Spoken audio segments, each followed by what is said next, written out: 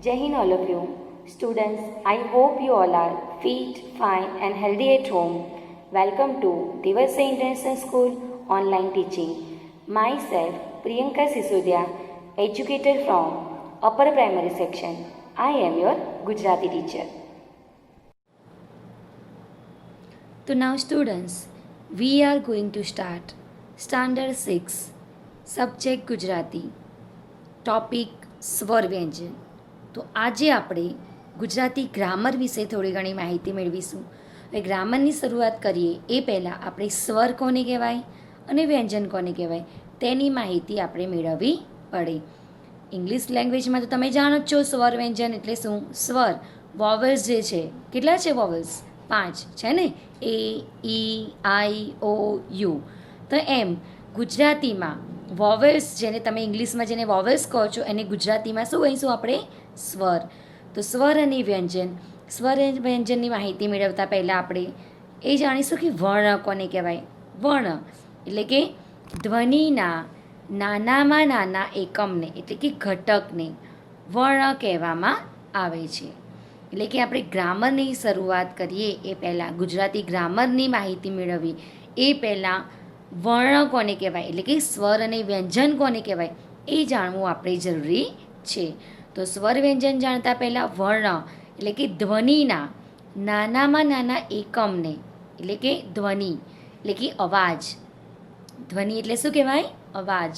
તો અવાજ જે છે એ અવાજનો નાનામાં નાનો એકમ એટલે કે ઘટક એટલે કે નાનામાં નાનો અક્ષર જેને કહી શકો, એ અક્ષરને, એ ઘટકને આપણે શું કહીશું? વર્ણ કહેવામાં આવે છે. તો ઉદાહરણ તરીકે વર્ણ કોને કહેવાય? ક, ખ, ગ, ગ એટલે કે જે આખો કક્કો છે, જે કક્કો જે છે એ ક, ખ, ગ, ઘ, ચ, છ, જ તમે જે બી બોલો એ બધા શું છે? વર્ણ છે.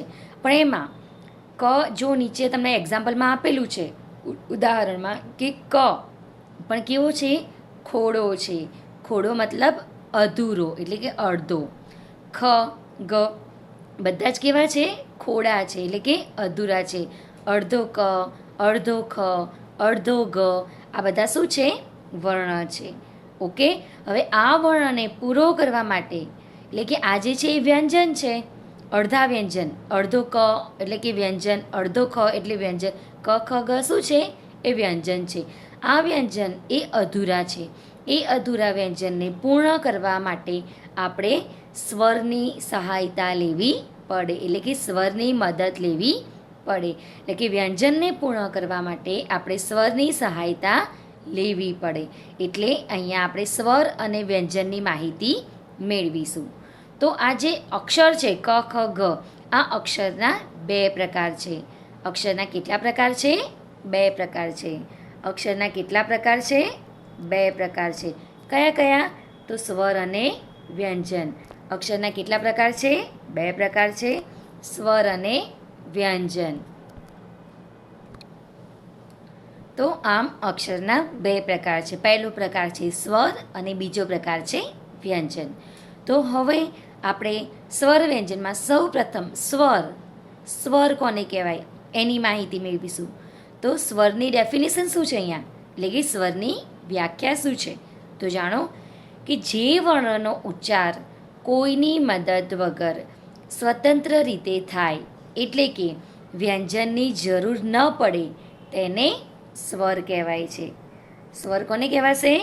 તો જે વર્ણનો ઉચ્ચાર એટલે કે જે અક્ષરનો ઉચ્ચાર કોઈની પણ મદદ વગર સ્વતંત્ર રીતે થાય એટલે કે સ્વર એટલે કે વોવેલ્સ જેને કહીએ છીએ આપણે, એ વોવેલ્સનું આપણે ઉચ્ચારણ કરવું હોય, એ વોવેલ્સ બોલવા હોય, આપણે એ સ્વર બોલવા હોય, તો એ સ્વર બોલતી વખતે બીજા કોઈ પણ અક્ષરની મદદની જરૂર ન પડતી હોય એટલે કે કોઈ પણ વર્ણના ઉચ્ચારણની મદદ વગર એટલે કે મદદની જરૂર પડતી ન હોય, એ સ્વતંત્ર રીતે એ બોલાતા હોય એટલે કે સ્વરના ઉચ્ચારણ વખતે વ્યંજનના મદદની જરૂર ન પડે તો તેવા વર્ણને આપણે શું કહીશું? સ્વર કહીશું. શું કહીશું? સ્વર કહીશું. તો ગુજરાતી ભાષામાં સ્વર કેટલા છે? 13 છે. કેટલા સ્વર છે? 13 સ્વર છે. તો કયા કયા જો અહીંયા ઉદાહરણમાં આપેલા છે. તો સ્વર કયા કયા છે? અ, આ, ઈ, ઉ, એ, ઐ, ઓ, ઔ, અહ અને છેલ્લે રૂ. જો તમે સ્ટુડન્ટ્સ આ હું જે સ્વર બોલું છું એને કાઉન્ટ કરો જરા, એ તમને ખબર પડશે. મારી સાથે બોલો. અ, આ, ઈ, ઉ, સોરી, અ, આ, ઈ, ઉ, એ, ઐ, ઓ, ઔ, અહ. કેટલા થયા સ્વર? સોરી, રૂ રહી ગયો. રૂ. કેટલા સ્વર થયા? 13 સ્વર થયા. કેટલા સ્વર થયા? 13. તો ગુજરાતી ભાષામાં સ્વર 13 છે. કયા કયા? મારી સાથે ફરીથી બોલો. અ, આ, ઈ, ઉ, એ, ઐ, ઓ, ઔ, અને રૂ. કેટલા સ્વર થયા? 13 સ્વર થયા. તો આ થયા સ્વર. જે સ્વર બોલતી વખતે વ્યંજનની મદદની જરૂર ન પડતી હોય એવા વર્ણને આપણે શું કહીશું? સ્વર કહીશું. તો હવે બીજા નંબર છે વ્યંજન. તો વ્યંજનની વ્યાખ્યા કઈ છે? વ્યંજનની ડેફિનેશન તો ધ્યાનથી સમજો.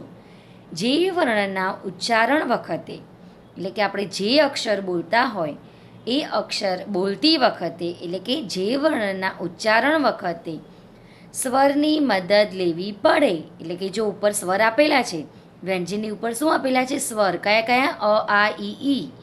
તો એ સ્વરની મદદ લેવી પડે, એટલે કે જે વર્ણના ઉચ્ચારણ વખતે સ્વરની મદદ લેવી પડે, એટલે કે સ્વતંત્ર રીતે તેનું ઉચ્ચારણ થઈ શકતું નથી, તો તેવા વર્ણને વ્યંજન કહેવામાં આવે છે.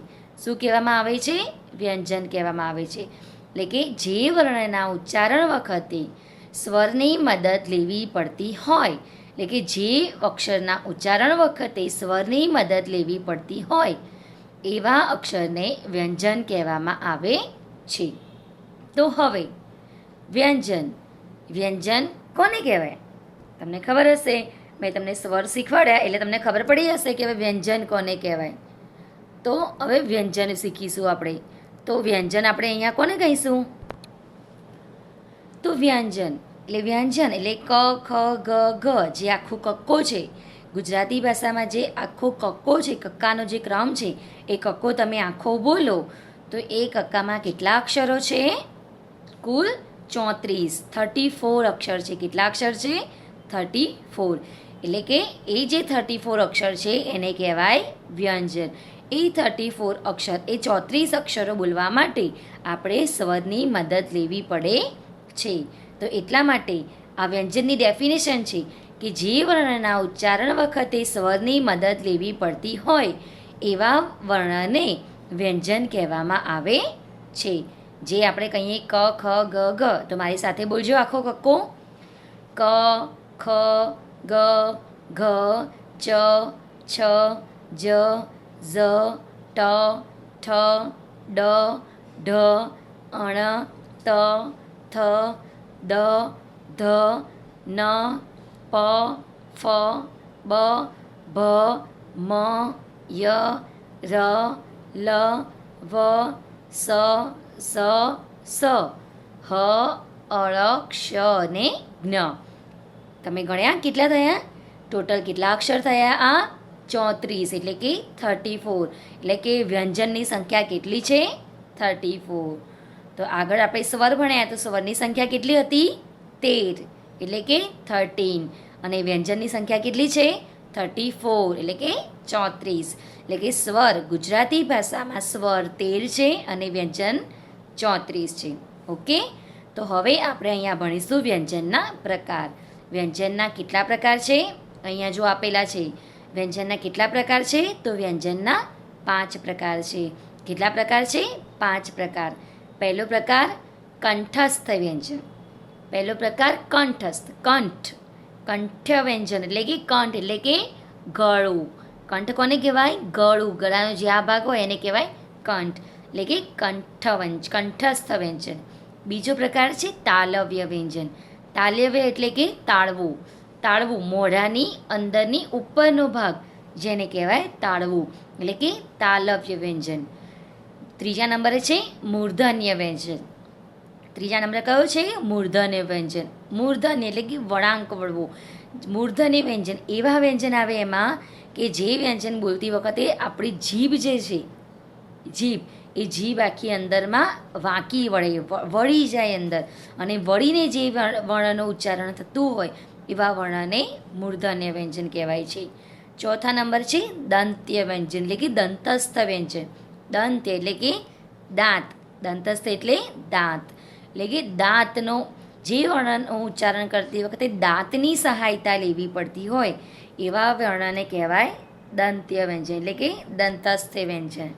ઓકે. પાંચમા નંબર છે ઓષ્ઠ્ય વ્યંજન એટલે કે ઓષ્ઠ્ય એટલે કે હોઠસ્થ વ્યંજન. ઓષ્ઠ્ય એટલે હોઠ, હોઠ જેને કહેવાય, એટલે કે ઓષ્ઠ્ય વ્યંજન એટલે કે હોઠસ્થ વ્યંજન, એટલે કે જે વર્ણનું ઉચ્ચારણ કરતી વખતે હોઠની જરૂર પડતી હોય એટલે એવા વર્ણને કહેવાય હોઠસ્થ વ્યંજન. ઓકે. તો આ થયા વ્યંજનના 5 પ્રકાર. વ્યંજનના કેટલા પ્રકાર થયા? 5 પ્રકાર. પહેલો પ્રકાર કંઠ્ય વ્યંજન, મારી સાથે બોલજો. પહેલો પ્રકાર કંઠ્ય વ્યંજન, બીજો પ્રકાર તાલવ્ય વ્યંજન, ત્રીજો પ્રકાર મૂર્ધન્ય વ્યંજન, ચોથો પ્રકાર દંત્ય વ્યંજન અને પાંચમો પ્રકાર ઓષ્ઠ્ય એટલે કે હોઠસ્થ વ્યંજન. આ થયા વ્યંજનના 5 પ્રકાર. તો હવે આપણે આ 5 પ્રકારની માહિતી મેળવીશું. તો પહેલો પ્રકાર છે કંઠ્ય વ્યંજન. પહેલો પ્રકાર કયો છે? કંઠ્ય વ્યંજન. કંઠ એટલે કે ગળું, કંઠ એટલે ગળું. તો કંઠસ્થ વ્યંજન કોને કહેવાય?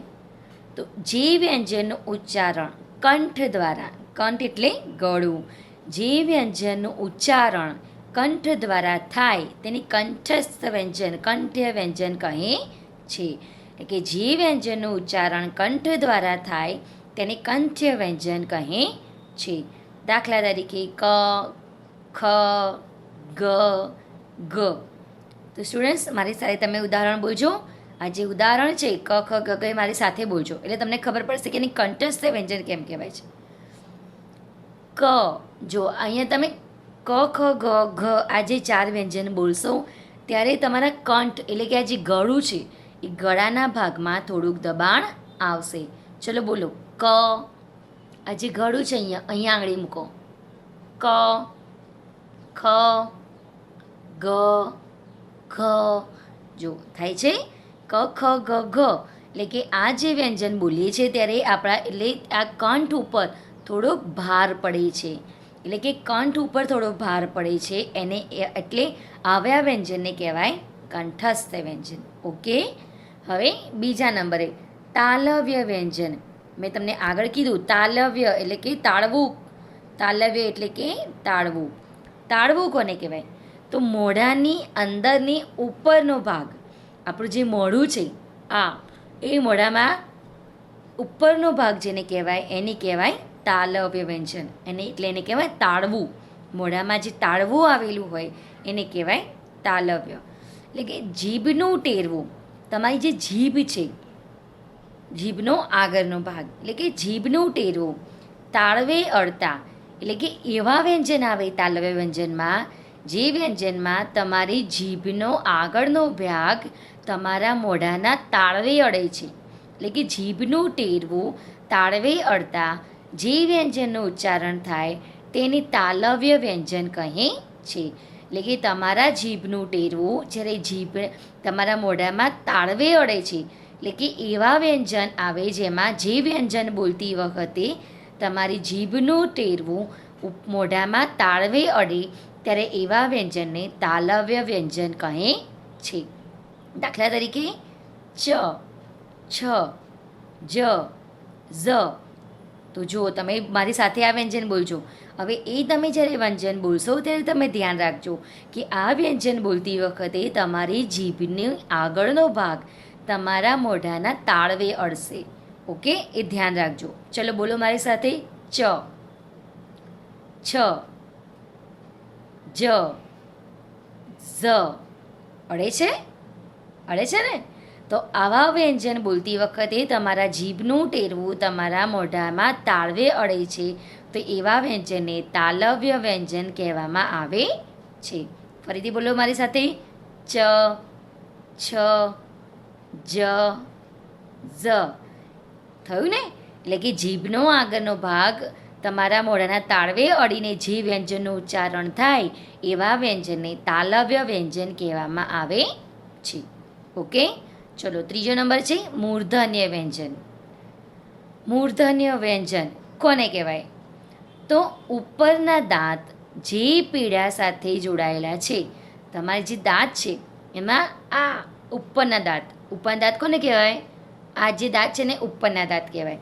તો ઉપરના દાંત જે પીડા સાથે, એટલે કે દાંત મોઢામાં જે દાંતનું જે જડબું કહેવાય છે ને, એ પીડા સાથે જે દાંત જોડાયેલા છે તે ભાગ સાથે જીભનો આગળનો ભાગ અથવા જીભનું ટેરવું સહેજ વાંકું વળીને અડકતા હવાનો અવરોધ થાય છે અને જે ધ્વનિ ઉચ્ચારાય તેને મૂર્ધન્ય વ્યંજન કહે છે.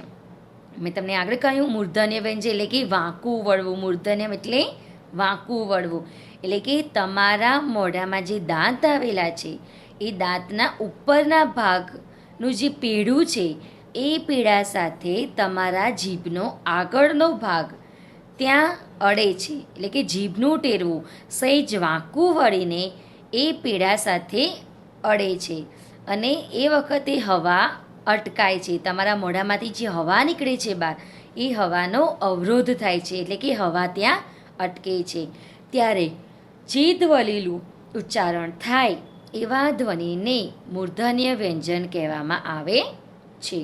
તો મારી સાથે આ ઉદાહરણ બોલજો. દાખલા તરીકે ટ, ઠ, ડ, ઢ. થયું ને? મારી સાથે ફરીથી બોલજો આ ઉદાહરણ. આ ઉદાહરણ જે ટ, ઠ, ડ જ છે એ ઉદાહરણ જ્યારે આપણે બોલીએ છીએ ત્યારે તમારી જીભનો આગળનો ભાગ તમારા ઉપરના દાંતના પીડા સાથે વાંકો વળીને, જીભ આખી વાંકી વળીને તમારા ઉપરના દાંતના પીડા સાથે અડકે છે અને એ વખતે આવા વ્યંજનનું ઉચ્ચારણ થાય છે. તો એવા વ્યંજનને આપણે મૂર્ધન્ય વ્યંજન કહીશું. તો ફરીથી આ ઉદાહરણ ફરીથી મારી સાથે રિપીટ કરજો. બોલો મારી સાથે. ટ, ઠ, ડ, ઢ. થાય છે ને?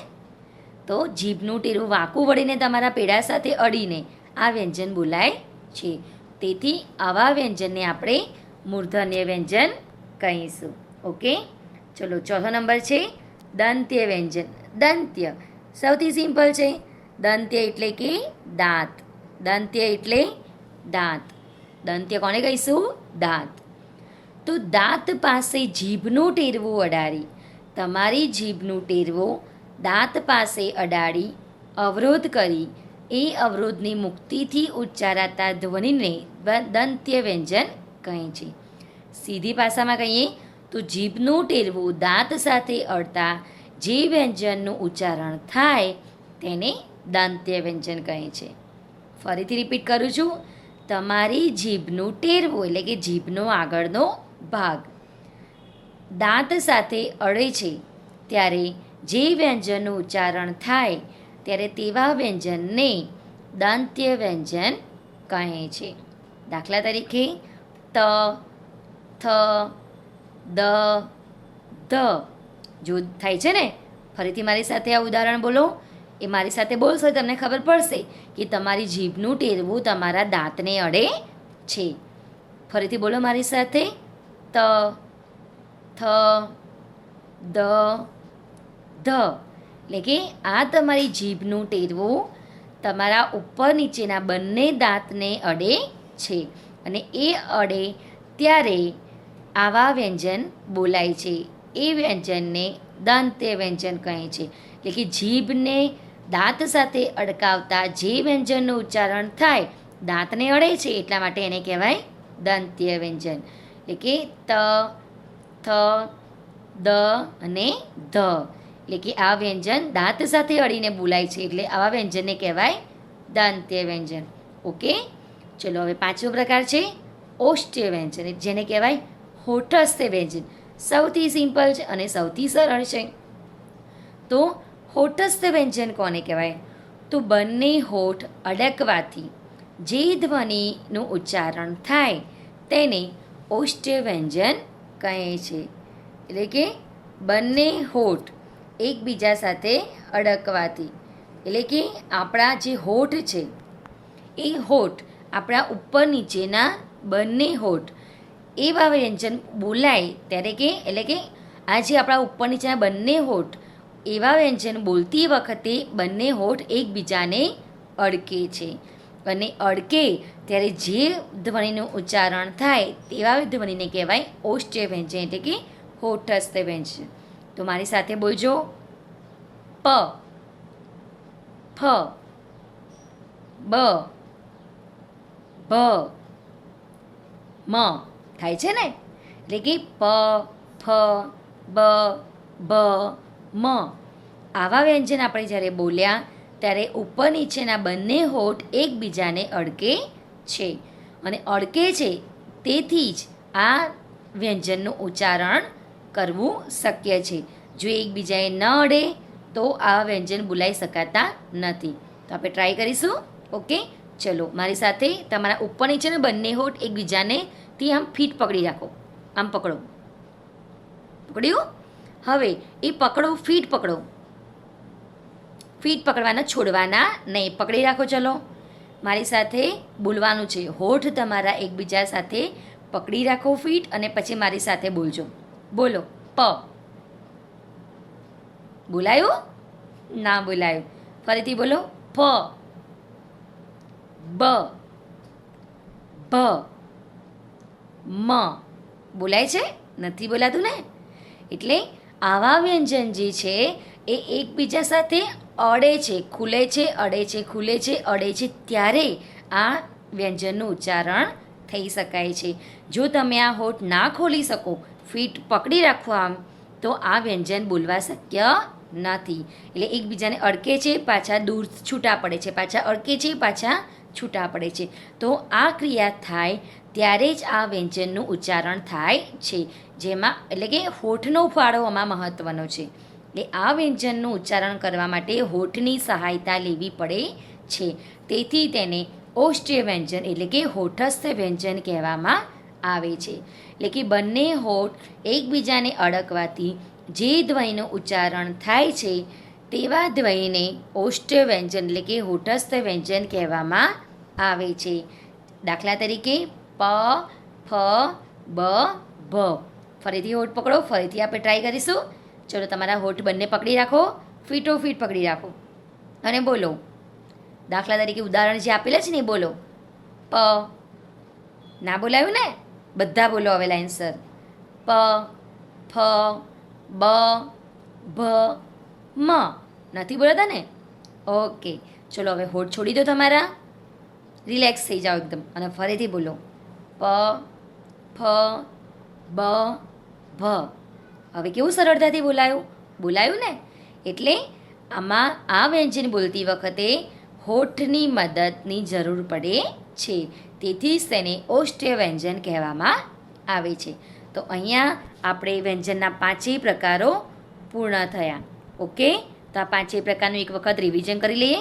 કંઠ્ય વ્યંજન એટલે કે જે વ્યંજનનું ઉચ્ચારણ કરતી વખતે કંઠ એટલે કે ગળામાં દબાણ પડતું હોય એવા વ્યંજનને કહેવાય કંઠ્ય વ્યંજન. દાખલા તરીકે ક, ખ, ગ અને ઘ. બીજા નંબરે છે તાલવ્ય વ્યંજન એટલે કે તાળવું જેને કહેવાય, એટલે કે જીભનું ટેરવું, તાળવે અડતા જે વ્યંજનનું ઉચ્ચારણ થાય તેને તાલવ્ય વ્યંજન કહે છે. જેમ કે ચ, છ, જ અને ઝ. ત્રીજા નંબરે છે મૂર્ધન્ય વ્યંજન. મૂર્ધન એટલે કે જીભનો આગળનો ભાગ દાંતને વળાંક વળીને દાંતને અડકે છે. ઓકે, એટલે કે ઉપરના દાંત જે પેડા સાથે જોડાયેલા છે તે ભાગ સાથે જીભનો આગળનો ભાગ એટલે કે જીભનું ટેરવું સહેજ વાંકું વળીને અડકતા જે વ્યંજનનું ઉચ્ચારણ થાય એવા વ્યંજનને મૂર્ધન્ય વ્યંજન કહેવાય છે. જેમ કે ટ, ઠ, ડ અને ઢ. ચોથા નંબરે છે દંત્ય વ્યંજન એટલે કે દાંત એટલે કે જીભનું ટેરવું દાંત સાથે અડતા જે વ્યંજનનું ઉચ્ચારણ થાય છે એવા વ્યંજનને કહેવાય દંત્ય વ્યંજન. દાખલા તરીકે ત, થ, દ ને ધ. પાંચમા નંબરે છે ઓષ્ટ્ય એટલે કે હોઠસ્થ વ્યંજન. સૌથી સરળ છે ને, મજા આવે એવું. એટલે કે ઉપર નીચેના બંને હોઠ એકબીજાને અડકવાથી જે વ્યંજનનું ઉચ્ચારણ થાય એવા વ્યંજનને કહેવાય ઓષ્ટ્ય એટલે કે હોઠસ્થ વ્યંજન. પ, ફ, બ અને ભ, મ. ઓકે, તો આ થયા વ્યંજનના 5 પ્રકાર. તો હવે તમને આ વ્યંજન સમજમાં આવ્યા ને, સ્વર અને વ્યંજન. ઓકે, તો ફરીથી મને જ કહી દો, અક્ષરના કેટલા પ્રકાર છે? 2 પ્રકાર છે. કયા કયા? સ્વર અને વ્યંજન. ઓકે, સ્વર કેટલા છે? 13. કયા કયા? અ, આ, ઈ, ઉ, એ, ઐ, ઓ, ઔ, અમ, અહ અને રૂ. વ્યંજન કેટલા છે? 34. કયા કયા? આખો કક્કો ગુજરાતીનો આખો કક્કો ક, ખ, ગ, ઘ, ચ, છ, જ, જ. આ તમે આખો જે કક્કો બોલો એ કક્કાના અક્ષરો ટોટલ કેટલા છે? 34. તો આ થયા સ્વર અને વ્યંજનની ડેફિનેશન અને વ્યંજનના આ 5 પ્રકાર. સમજમાં આવ્યું ને? સૌથી સરળ છે. ઓકે, તો હવે આ સ્વર અને વ્યંજન અહીંયા આપણા પૂર્ણ થાય છે. અને તમારે હું આ તમને સ્વર વ્યંજનની વર્કશીટ મોકલું, એટલે આ વર્કશીટ તમારે તમારી નોટબુકમાં સારા અને સુંદર અક્ષરે ઉપરની લાઈનને અડાડીને લખવાની છે. જે રીતે મેં આ વર્કશીટમાં આપેલું છે એ જ રીતે લખવાની છે. ઓકે, જ્યાં પેરેગ્રાફની જરૂર છે ત્યાં પેરેગ્રાફ પાડો, જ્યાં ક્રમમાં લખેલું છે ત્યાં ક્રમમાં લખો. ઓકે, તો જે રીતે વર્કશીટમાં લખેલું છે સેમ ટુ સેમ એ જ સાઇન સાથે તમારે વર્કશીટ તમારી નોટબુકમાં સારા અને સુંદર અક્ષરે લખવાનું છે. ઓકે, જય હિન્દ.